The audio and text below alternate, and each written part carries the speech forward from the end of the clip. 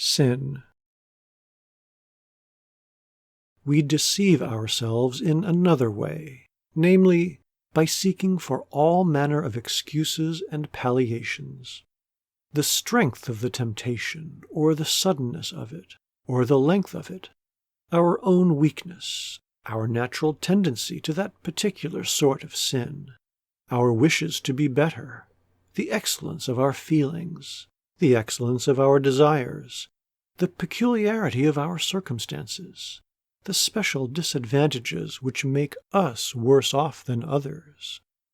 All these we put before our minds as excuses for having done wrong, and persuade ourselves too often that wrong is not really wrong, and that though the deed was sinful, the doer of it was not. I do not mean that these palliations are never worth anything, nor do I mean that in every case the same deed is the same sin.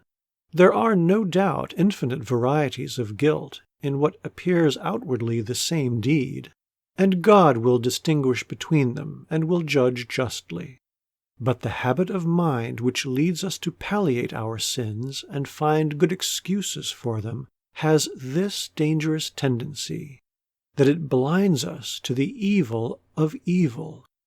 We slip into the delusion that we are better than we seem, that our faults look worse than they are, that inside we have good dispositions, and good desires, and warm feelings, and religious emotions, and that it is only the outside that is marked by those evil stains. This is a delusion, and a grievous delusion. You cannot be good and do wrong. You cannot be righteous and do unrighteousness. Granted that you may slip once into a sin which, notwithstanding, is not really a part of your nature, still, this cannot happen several times over. Make no mistake. If you do wrong, the deed is a real part of your life, and cannot be removed out of it by any fancy of yours that it is on your circumstances, your temptations, your peculiar disadvantages that the blame can be cast. Still less by any wishes or emotions or feelings, even of the most religious kind. Bishop Temple.